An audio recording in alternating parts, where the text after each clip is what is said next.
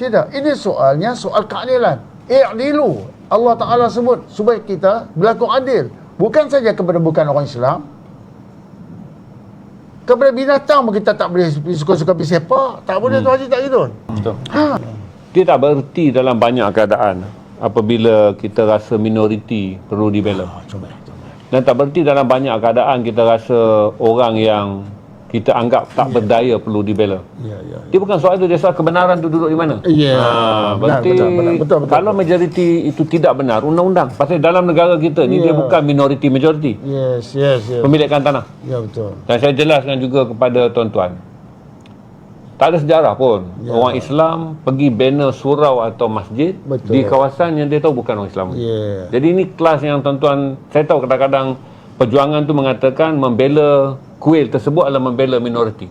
Tak boleh sebab kebenaran dah ada di situ. Itu undang-undang. Ya, betul. Pembelaan mestilah berasal undang-undang. Kecuali tanah tergantung. Gerannya dua. Ada dua geran yang sama. Geran siapa yang dua ni telah disahkan. Ya. Kemudian dan saya lagi tu saya nak beritahu kata intimidasi hentikan intimidasi. Saya ingat menakut-nakutkan pihak yang terbabit dan menakut-nakutkan orang awam dipanggil intimidasi media. Betul. Kena dihentikan sebab saya fikir kata ini tak munasabah untuk semua orang yang kemudian yang merasakan dia ada hak, asalkan dia majoriti. Kalau kita ada hak, asalkan kita Islam, kita jadi takut sebab kita dianggap akan diintimidasi oleh media. Walaupun kita benar, asal kita Melayu kerana kita majoriti, jika berlaku satu kes kita menjadi takut kerana kita akan diintimidasi oleh media sebagai majoriti pembuli. Ya, betul. Ini saya fikir benda yang salah menjadikan kenapa Ustaz saya jemput datang untuk menjelaskan. Baik, selepas saja peristiwa itu berlaku, apa kedudukan tanah itu sekarang?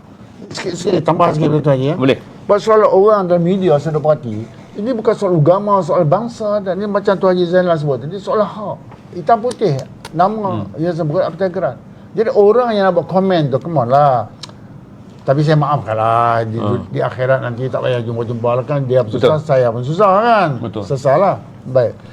Yang pertama, orang yang main sekarang ni, saya nak ulang balik soal politician, ahli politik dan juga sebagian media jari-jari ini, bahawa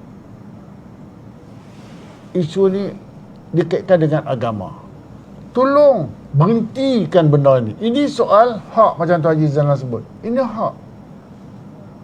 Hak perundangan. Jelas. Kanun tanah negara dan semuanya. Kemudian dari segi yang kata orang Melayu, orang Islam kena faham sedikit dari segi fiqh kepemilikan harta. Ini dia kena faham betul-betul. Jangan nak makin sebelum cakap